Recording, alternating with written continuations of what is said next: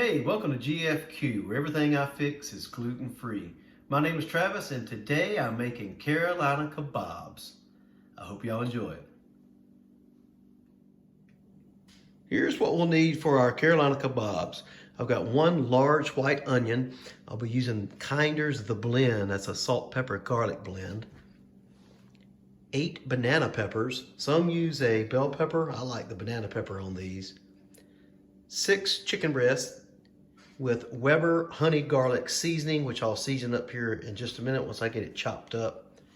I'm using metal skewers. Some use wood, but I didn't have time to get them soaked today, so you really need to get those soaked in water. So I'm going to be using the metal ones. And then the secret to it all, what really brings it all together, is this Carolina wing sauce by Hampton Acres right here in Pelzer, South Carolina. All right, so now I'm going to get everything chopped up, and we'll be right back. We got a good hot fire grill going here. I'm going to be cooking on a Weber kettle. This is a small version Weber kettle, and I'm cooking indirect with indirect heat. I've got my coals, as you can see here in the back, and I'm going to put my skewers kind of right here, just kind of right near the fire, but not over the fire. So we'll be cooking indirectly. And then right here, I've got a drip pan because some of that wing sauce is going to drip down there. It's going to burn, and it's going to come right back up through the meat, and it's going to give it make it real juicy. So I'm going to go ahead and get these on. Again, I'm going to kind of put them here. And then I'm going to march them up. Every 15 minutes, I'm going to baste. And so as I baste, I'll take the ones from the back and march it closer to the fire. These made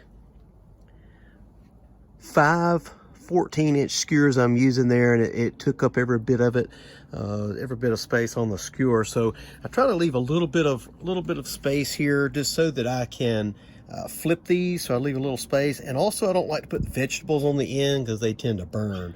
So I'm gonna go ahead and get these on, and then I'll show you. The seasoning worked out pretty good, so I'm not gonna add any right this moment. I'm gonna get these on and go ahead and let these figure out how close I want to put it. Just kind of right along the edge there. And then I'll come back on the other side with these other 2. So you can see I've got 3 deep here. So this one in the back, I'm going to have to kind of march him up once I baste. The ones closer to the flame, obviously, I'm going to have to check those a little sooner than later. And this is a little bit longer skewer than I wanted to use tonight, but it'll be okay. So once I get them on there, I'm going to take my seasoning, and I'm going to put my seasoning on with my baste, and then we'll get those flipped. So we'll be back to show you that. All right, so I'm going to just brush a little bit of this wing sauce on the meat. I'm not going to put it on the vegetables. I'm going to put it just on the meat here. You can start hearing it hit that drip pan. That's good. We're going to use that later. It'll come in handy. Let's put a generous amount in each piece of meat. And then I'm going to set a timer for 15 minutes once I get this finished here. And we'll come back and we'll start marching these from the back to the front and the front to the back. I'm going to step around and get this other side so I don't burn my arm hair off.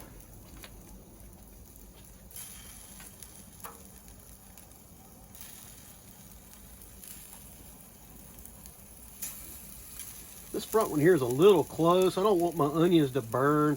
So I'm going to back that first row up just a little bit. So I'm going to take a chance of ruining my vegetables.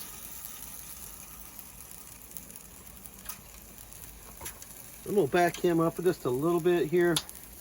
And then I'm going to splash some more of that seasoning on. You can actually set it right on top. I'm going to season it, and then I'll go ahead and move that over. I'm going to hit it with a little bit of this honey garlic just straight on top.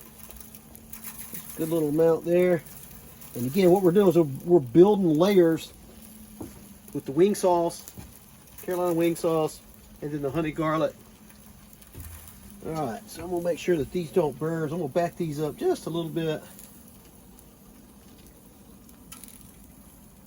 And then we're going to leave them alone, and we're going to come back. If you looking, you ain't cooking. So we're going to leave them alone, and we're going to come back in about 15 minutes, and then we'll flip them, do the same process, and then again, like I said, I'll start marching the ones from the back to the front. I'm at that 15-minute mark, so I'm going to go ahead and take the back to the front and give her a flip, and in the front to the back. In the middle, I'm just going to flip and maybe move it up just a tiny bit. As your coals start to burn, you can kind of march them a little closer there. Come around, do this other side here. We'll take the front to the back and the back to the front. Get these up there a little closer. And we'll move these over here. I usually like to use a smaller skewer. Couldn't find them tonight. Got them, I think, downstairs with my other utensils, but I'm not sure. But it'll be okay. Just got to kind of keep moving them, just so you don't want your onions and your vegetables to burn. So we'll just kind of keep them moving. I'll kind of stack these here in just a second once I get them finished up. So I'm going to take that glaze, that Carolina wing sauce, and I'm going to hit the top of these. You can kind of see, it's probably hard to see, but you can start to see that honey garlic starting to build there. So these layers are working perfectly. Got a little bit of a char action there on that onion, but not too bad. Give it a little crunch. Some people like a little crunch on their vegetables.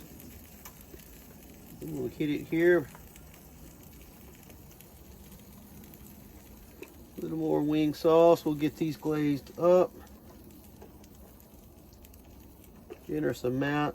You can hear it hitting that pan down below. It's just doing its job down there. It's collecting all the drippings. Those drippings come right back up and evaporate right into the meat. Make it nice and juicy. All right. I'm going to hit it again with my Weber's honey garlic. Good amount right on top there. Hit them flames, it'll come up on you.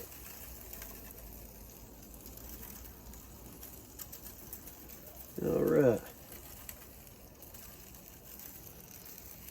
We're going to give it another 15 minutes. We'll come back and check it. This guy here in the middle, he'll probably be able to move back temperature-wise.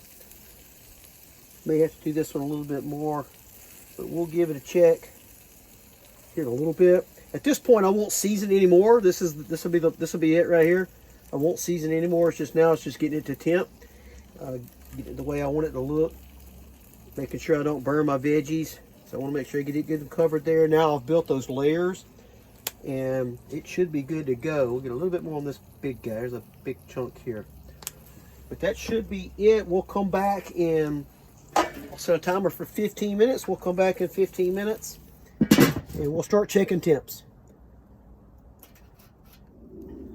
All right, it's been about 9 minutes. I'm about halfway through my second rotation of 15-minute flip. I'm gonna start temping these, and I'm looking for about 160. I'm using a ThermoPro. I think I got this at Academy, a handheld ThermoPro thermometer.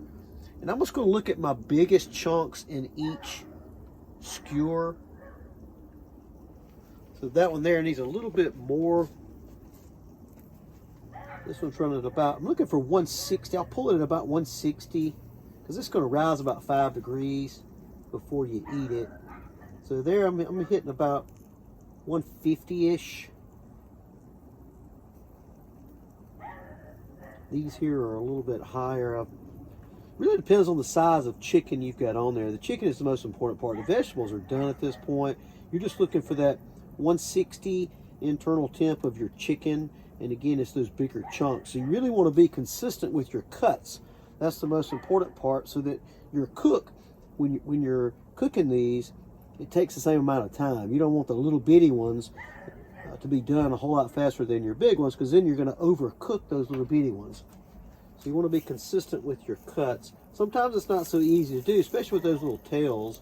I guess one thing I could have done was put all the little tails on one skewer, and I could make sure that that one skewer stays further away. Next time, but I'm checking some of these little ones. Some of these little ones are getting close. So we're going to close the hatch. Again, I'm at the halfway mark, about 8 minutes into my second flip. So I wanted to go about 15 minutes, which would be about right.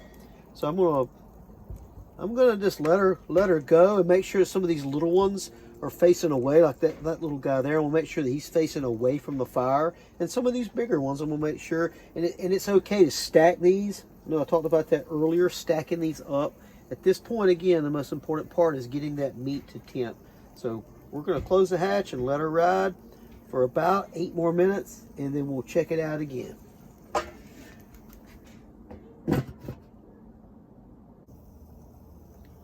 All right, I peeked at the 30-minute mark, and a couple of them wasn't quite done, but I think now I had another 5 minutes. So I'm at about a total of 35-minute cook time, and they have all reached about my big guys have reached 160. So we are ready to pull these off. I don't think I mentioned on this Weber grill, I've got the bottom and the top vent wide open. I used a half stack. Maybe in my next video that I use my Weber, I'll show, I use a charcoal chimney, and I go about 3/4 of the way full. So I didn't mention that. So maybe I'll show that in the next video that I use this little Weber. But we're gonna pull these off. We're gonna get them in. We got the temps looking good on these. And so I'm gonna go ahead and pull these in and let them rest for about 10 minutes or so. Just get them up to temp, and then we'll be ready to bite into these and give it a whirl.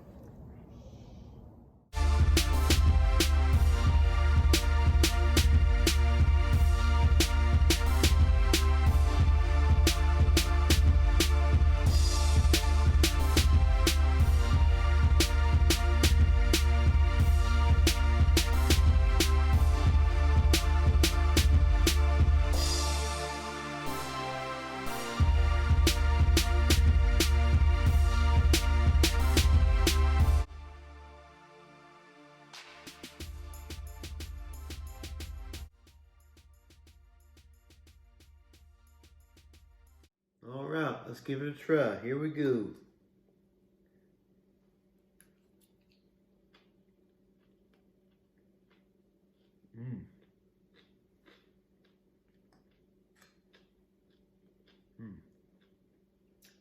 That's good stuff. The onion and the banana pepper, holy moly. Really good combo.